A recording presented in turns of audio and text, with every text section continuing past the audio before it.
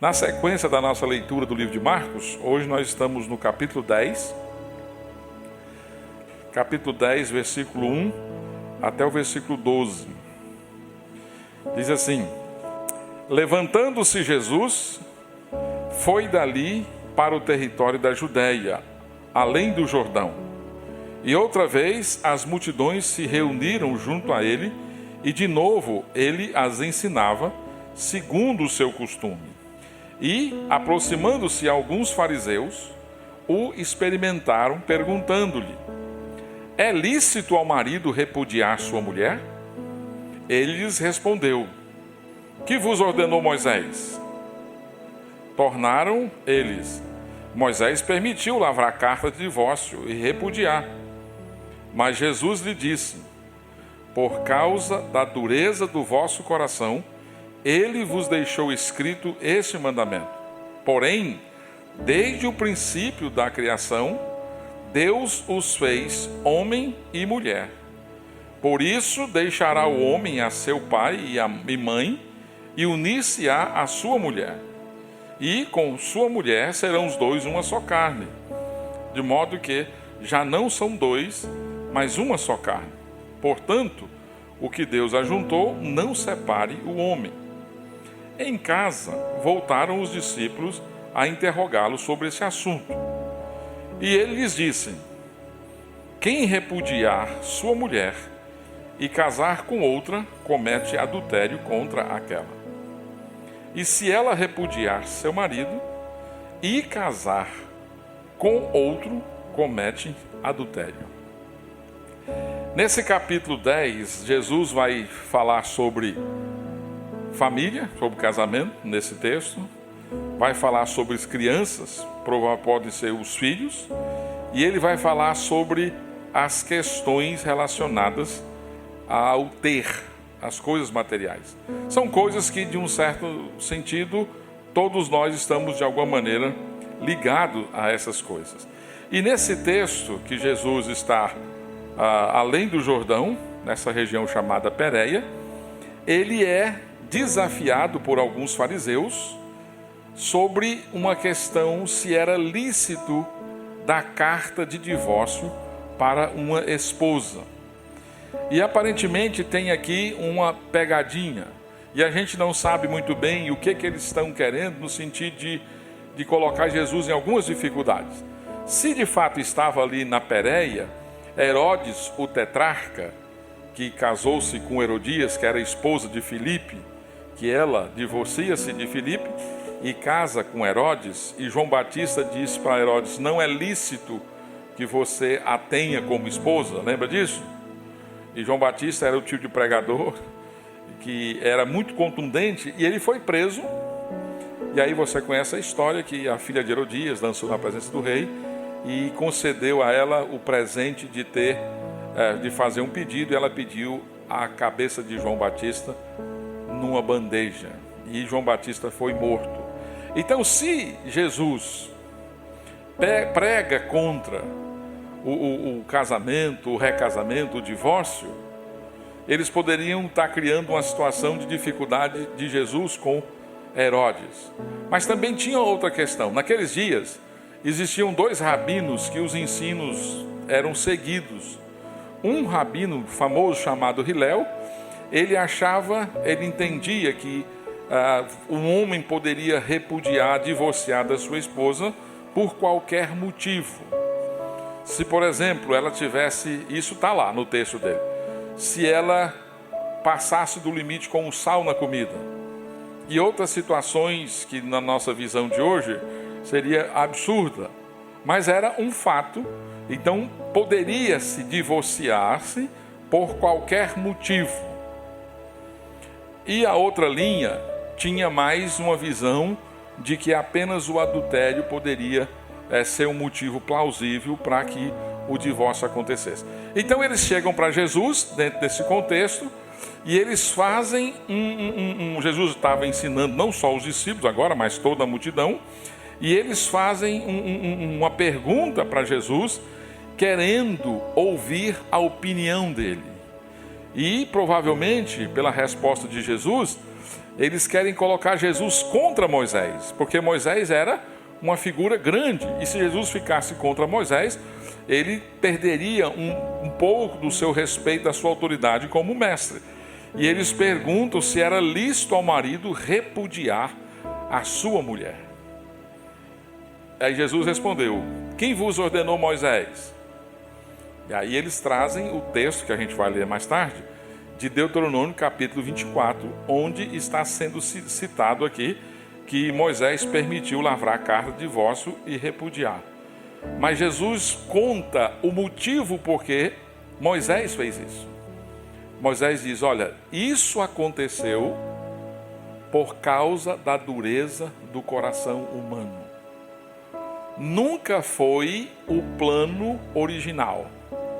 Não foi a intenção original. Não foi o que Deus planejou desde o início. Então a resposta de Jesus, ele volta lá para o livro de Gênesis, ele traz à memória dessas pessoas aqui o que está registrado em Gênesis capítulo 1 e capítulo 2. E aí, a partir dessa resposta, ele vai instruir a respeito dessa questão do divórcio. Então ele fala do casamento, do divórcio, e no final, em casa, os discípulos ainda continuam com esse assunto, e ele fala do novo casamento, que são esses assuntos são pertinentes ainda hoje, ainda temos dificuldade. Mas inicialmente, pense no que é o casamento. Na resposta de Jesus, ele vai salientar qual é a realidade por trás do casamento, o que está envolvido na ideia de casamento. Então, no pensamento de Jesus, pela dureza do coração, o propósito original foi abandonado e Deus fez uma concessão. A concessão dada por meio de Moisés foi consequência da dureza do coração. E essa dureza do coração, ela é manifestada especialmente em abandonar a ideia original. No livro de Gênesis, por exemplo, capítulo 1, onde Jesus está citando, 1 e 2, nós temos o que Jesus apresenta como sendo o propósito original. Verso 1, 27, diz que criou Deus, pois, o homem, macho, a palavra, a sua imagem, a imagem de Deus o criou. Homem e mulher os criou. E Deus os abençoou e lhes disse: sede fecundos, multiplicai-vos, enchei a terra e sujeitai-a. No capítulo 2, versículo 24, diz: por isso, Jesus citou esse texto, deixa o homem, pai e mãe, e se une à sua mulher, tornando-se os dois uma só carne. Ora, um e outro, o homem e sua mulher, estavam nus e não se envergonhavam. Mediante esse texto, a gente observa aqui que o que Jesus Cristo está fazendo é uma maneira da gente lidar com essas questões sobre casamento. Muitas vezes nós falamos sobre casamento a partir do que nós achamos, das nossas opiniões, ou o que algumas pessoas dizem, o que a sociedade diz. Na verdade, o que deve nortear os nossos pensamentos com relação ao casamento é a Bíblia, é a Escritura. Não é nenhuma ciência humana, não é nenhuma prática da sociedade, não é nenhum pensamento isolado de um ser humano qualquer. É o que a Bíblia diz. E é exatamente isso que Jesus Cristo faz. A referência para ele responder aquelas pessoas, lidar com esse tema, é a Bíblia. Ele não cita nenhum rabino, ele não cita nenhuma situação, nem o que ele acha, mas ele fala do que ele viu, do que ele entende nas Escrituras. Então, o que ele viu nas Escrituras revela exatamente o que é o casamento. Primeira coisa que a gente percebe o casamento é que é uma união hétero entre um homem e uma mulher. No sentido original da criação, casamento é entre um homem e uma mulher, macho e fêmea. Ah, mas a sociedade mudou, existem outras manifestações. A Bíblia diz que é um relacionamento entre um homem e uma mulher. Qualquer coisa que fuja não é o propósito original. Qualquer pessoa pode escolher fazer o que quiser da vida dela. Isso é outra coisa. Mas a Bíblia reconhece o casamento como sendo uma união entre um homem e uma mulher. E essa união, ela é voluntária. É uma união por escolha. E há a ideia de complementariedade. Não quer dizer que uma pessoa solteira não seja completa. Mas quer dizer que homem e mulher, criados potencialmente para completar um ao outro, física, emocional e espiritualmente. Há uma ideia de complemento. Novamente, não quer dizer que uma pessoa solteira não seja completa. Mas Deus criou homem e mulher, distintos biologicamente, mas iguais em essência, em valor, criados à imagem e semelhança de Deus. E o casamento é uma união entre esses iguais que são diferentes, e é uma união voluntária. Não é uma união por imposição, não é por decreto, mas é uma união voluntária. Por isso é dito que deixará pai e mãe e unir-se-á a sua esposa, a sua mulher. Então há um rompimento com os pais para a criação dessa nova família. Isso não quer dizer que deixam de ser parentes, deixam de ter laços, mas algumas coisas são diferentes. Não existe mais uma dependência geográfica, né? Os filhos moravam com os pais e trabalhavam com os pais, e agora a Bíblia está ensinando que eles deixam isso e vão constituir uma nova unidade. Filhos continuam devendo respeito, honra aos seus pais, sempre. Mas os pais não têm mais autoridade sobre os seus filhos, porque eles se tornaram adultos e têm agora uma nova célula, uma nova unidade, uma nova comunidade. E essa união, ela é indissolúvel. Eles se tornam uma só carne. Isso é muito mais do que união física, mas fala de uma nova unidade, que não pode ser desfeita. Então esse estágio, ele é indivisível, mas ele é também indissolúvel, até que a morte os separe. O que Deus uniu, não separe o homem. Mas, sobretudo, o casamento é uma instituição divina. Então, todo mundo que se coloca debaixo do casamento está debaixo de uma instituição divina. Aí você pensa, diz assim, bem, mas eu conheço casamentos que... Como é que é isso?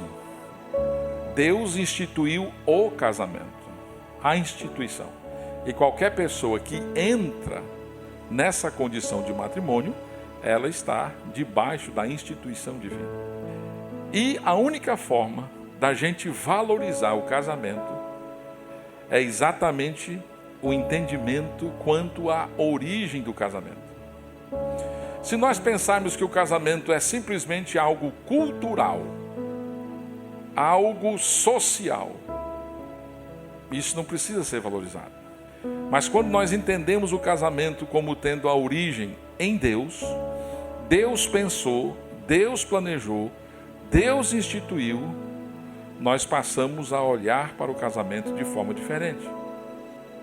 Porque nós reconhecemos a sabedoria, a autoridade divina sobre isso. E a igreja talvez seja o último lugar onde o casamento é valorizado. Agora, é bem verdade que isso também tem mudado.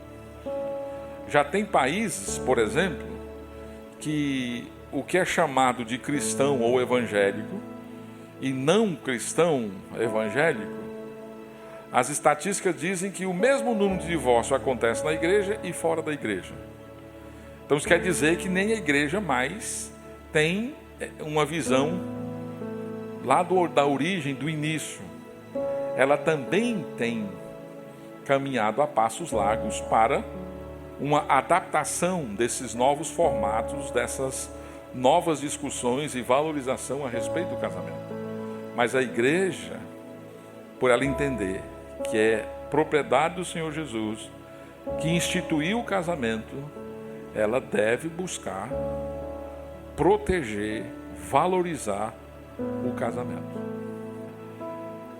Houve um tempo, quinto século, que as pessoas estavam desvalorizando o casamento e supervalorizando a condição de solteiro. E alguns achavam até que o fato de ser solteiro era superior ao estado de casado. O solteiro era puro, o casado se contaminava com as coisas dessa vida, com impurezas, e tinha muita coisa a ver também com questão do ponto de vista da sexualidade. Agostinho escreveu um livro, quarto século, exaltando a beleza do casamento. Embora ele tenha tido uma vida promíscua, ele exaltava e falava da importância da escolha, quem está casado, quem está solteiro. Então, nas Escrituras, nem quem é solteiro ou quem é casado está num nível superior ou inferior. Agora, Paulo, no capítulo 7 de 1 Coríntios, ele reconhece que há algumas diferenças. Ele diz, olha, se você é solteiro, você tem muito mais liberdade para você servir a Deus. Se você é casado, você tem que cuidar das coisas do seu casamento. Então isso você vai ser impedido. Você não pode negligenciar isso. E ele até achava que se as pessoas pudessem ficar solteiras, que não se envolvessem com o casamento. Mas em nenhum momento ele está depreciando o casamento. E precisa entender que casamento não é mandamento. Você não tem que casar. Agora, na nossa cabeça, às vezes a gente tem a cabeça tão limitada, que quando a gente conhece ou encontra pessoas que escolheram ou por alguma razão estão solteiras ou vivem solteiras, a gente fica pensando, mas o que aconteceu? Será que eu tenho alguma coisa errada? Não tem nada de errado. Tem vantagens em ser solteiro e tem vantagem em ser casado. Casado, você precisa saber qual vantagem você quer ter.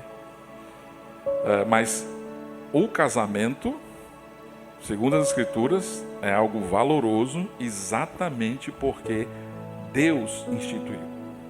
Casamento é instituição divina.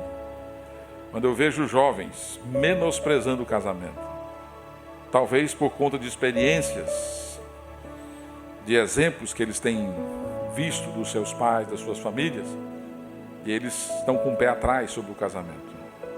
E não querem ou desprezam o casamento. Isso não é bíblico. O casamento é valoroso. E a ideia original que Jesus retoma aqui nessa conversa com os fariseus é isso, olha. Foi instituído por Deus entre um homem e uma mulher, uma união voluntária, uma união indissolúvel, uma união permanente. Essa é a síntese do casamento. Essa foi a resposta que Jesus deu para os fariseus. A questão é que o divórcio era uma realidade. Já nos dias de Moisés era uma realidade. E aí então Jesus exalta a natureza do casamento e aí ele fala da causa do divórcio. Aí eles mencionam: sim, mas Moisés ensinou da carta de divórcio.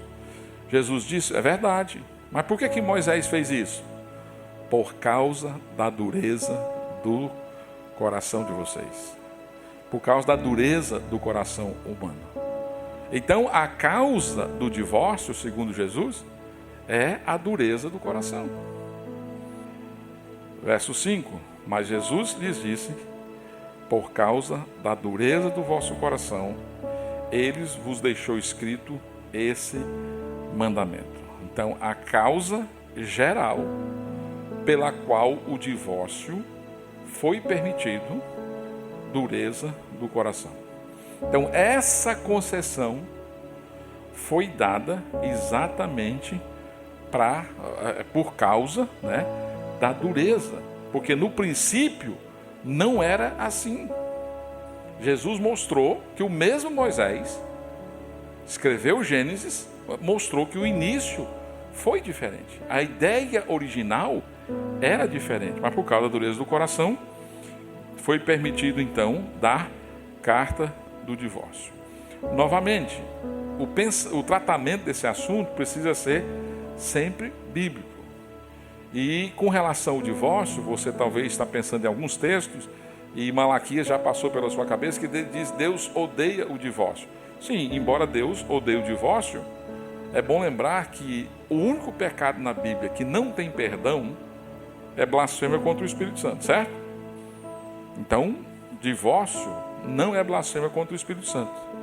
Não é um pecado, portanto, imperdoável. Apesar de ser um pecado, então, perdoável, a causa deve ser reconhecida, ou seja, dureza do coração. Por gentileza, vá até o livro de Deuteronômio, o último livro do Pentateuco, o quinto livro.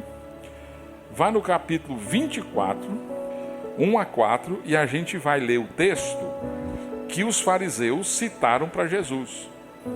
Porque eles estavam dizendo para Jesus: Moisés ensinou carta de divórcio. Então, e aí a gente vai ler esse texto para a gente entender aqui. Deuteronômio capítulo 24, versículo 1.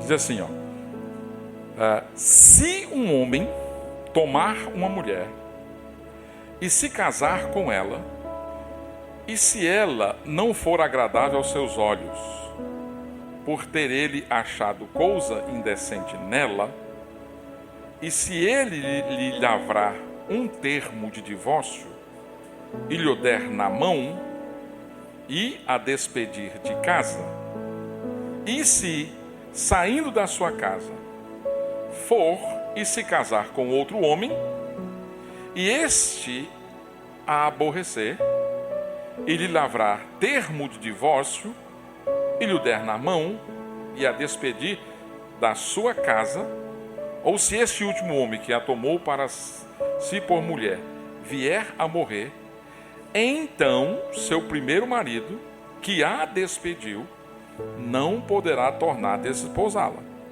para que seja sua mulher, depois que foi contaminada, pois é abominação perante o Senhor. Assim não farás pecar a terra que o Senhor teu Deus te dá por herança. Vamos pensar aqui um pouquinho nesse texto. A primeira coisa pela qual esse texto foi escrito, ele tinha em vista proteger o casamento. Esse texto, essa regulamentação que Moisés faz, tem em vista impedir a banalização do divórcio, mas que fizesse exatamente o contrário, exaltasse, mostrasse a santidade do casamento, a importância do casamento. Mas Jesus diz que isso foi escrito por causa da dureza do coração dos seres humanos. Mas Moisés, ao escrever, ele quer proteger o casamento. Então você percebe a cena que Moisés coloca como hipótese. Um homem se casou com uma mulher, aí diz o texto aqui, se ela não for agradável aos seus olhos, e o motivo de não ter sido agradado, por ter ele achado coisa indecente nela. O que é essa coisa indecente nela? Conforme o Novo Testamento, conforme eu vejo, Jesus interpreta esse texto, embora haja outras opiniões, a coisa indecente é o adultério. Então, um homem se casou com uma mulher e ela foi adúltera. Então, Moisés está dizendo, então, se esse homem quiser se divorciar, quiser repudiar a sua esposa, ele não deveria simplesmente mandar embora. Deveria fazer uma carta, um termo do divórcio. Então, aquela mulher, em posse daquela carta, poderia casar-se novamente. Mas se ela fosse muito azarada e o marido, segundo o marido, morresse, ou se ele também desse carta de divórcio, aquele primeiro estava impedido de se casar com ela novamente. Então, nesse sentido, o que a regulamentação apresenta aqui era legalizar a separação e escrevia esse documento que ficava em posse, então, dessa mulher, né, que tinha essa carta, mas também tinha a intenção de proteger essa mulher, para que ela não fosse maltratada ou até mesmo espancada diante da dureza do coração.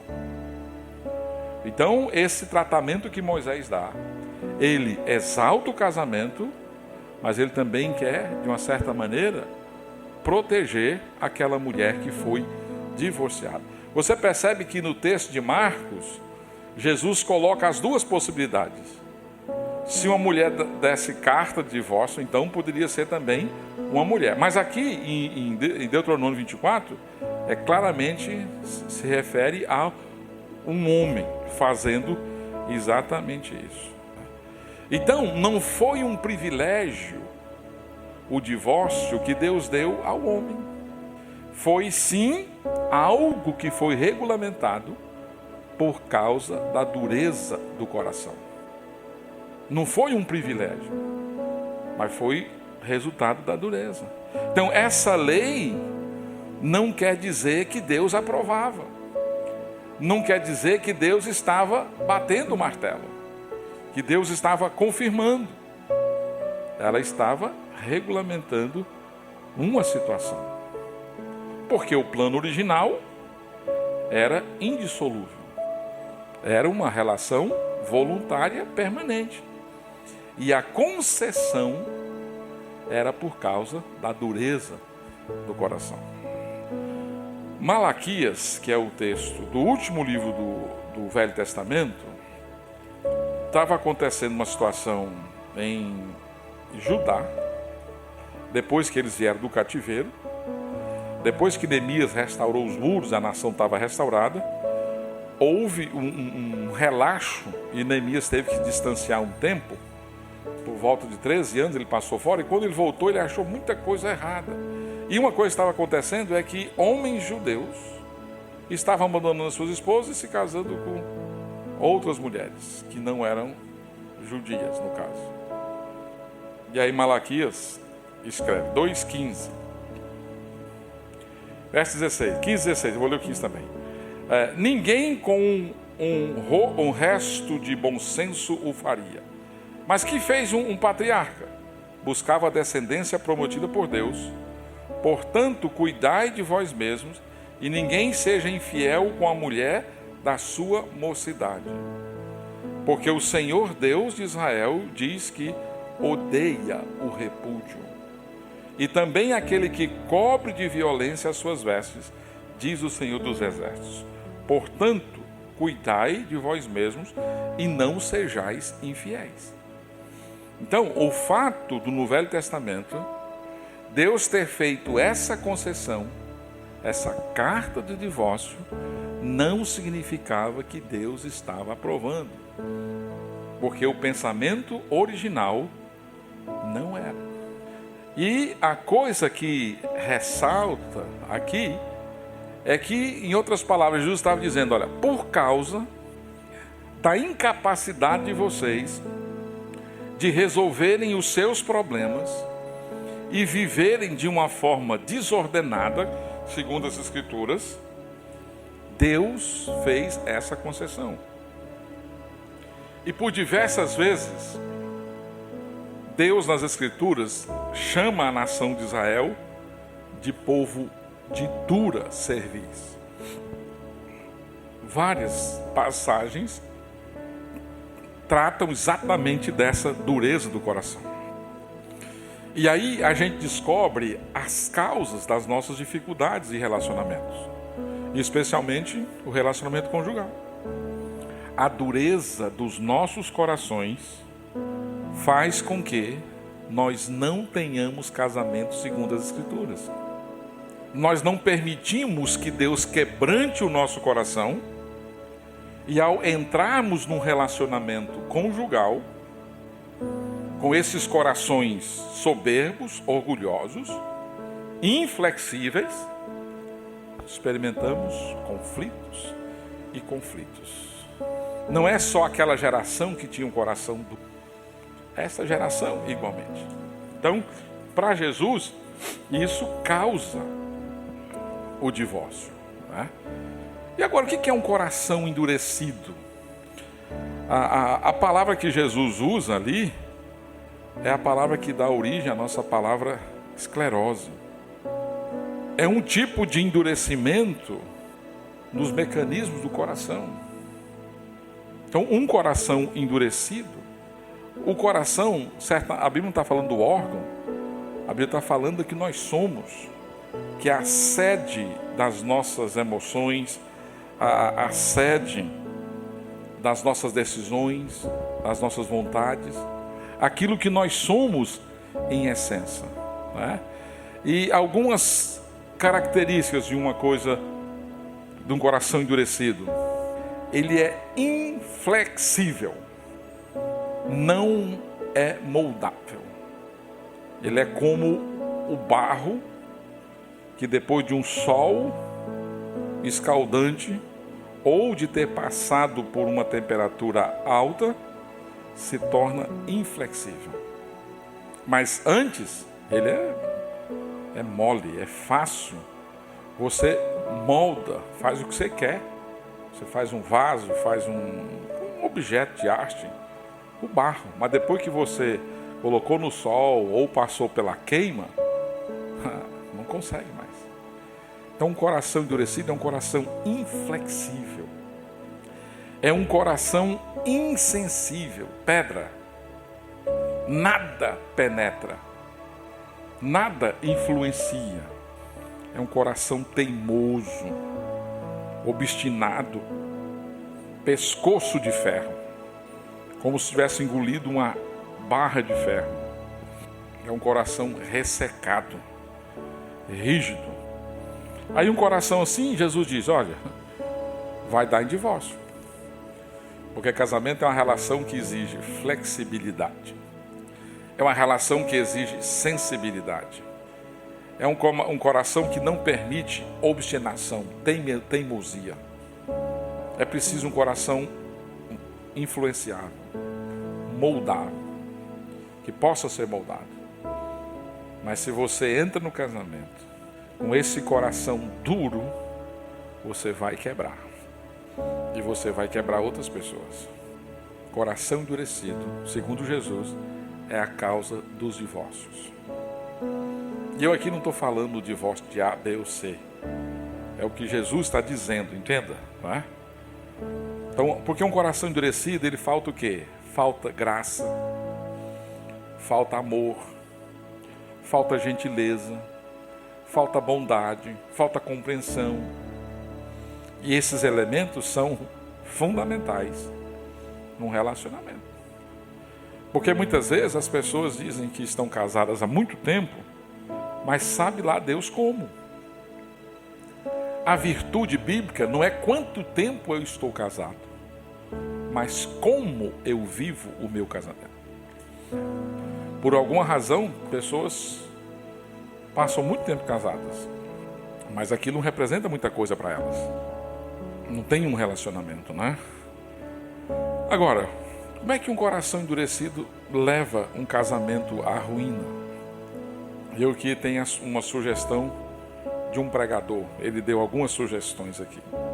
Primeiro, esse negócio de endurecimento é um processo. Pode levar a essa atitude.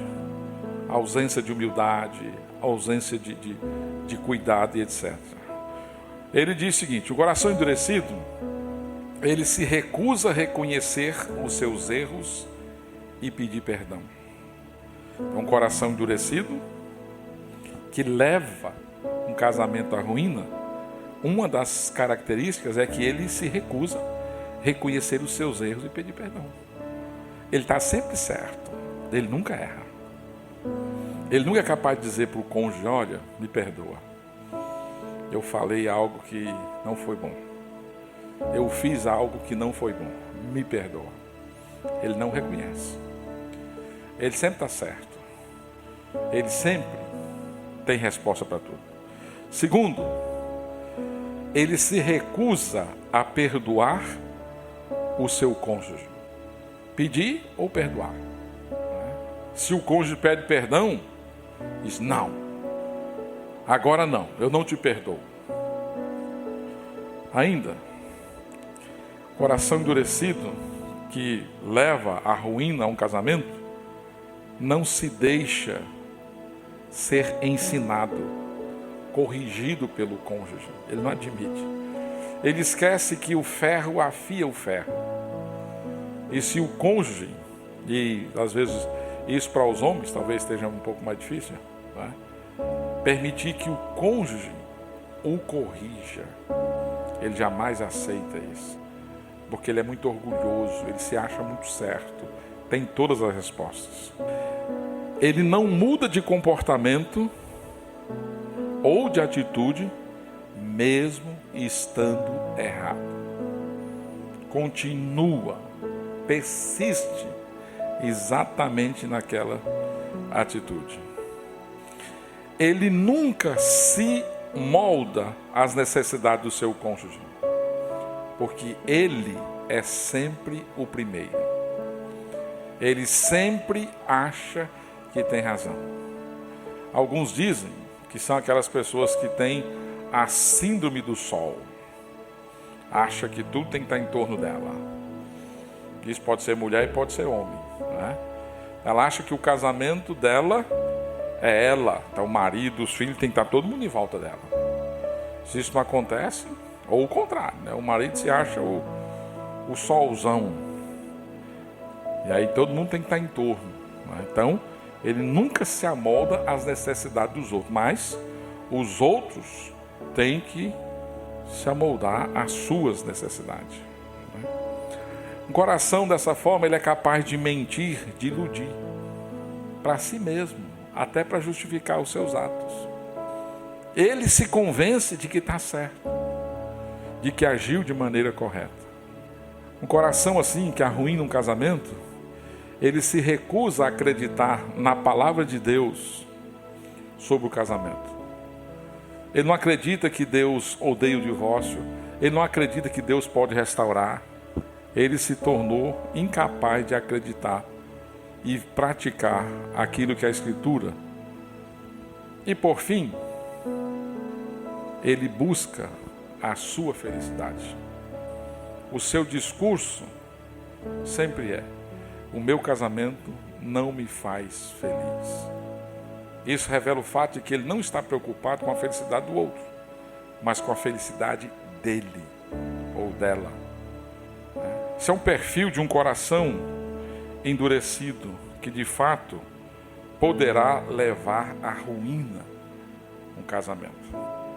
Deus teve uma ideia original do casamento. Valorize essa ideia. Entenda as causas do divórcio. E é uma causa básica: dureza de coração. Você está casado? Cuide do seu coração.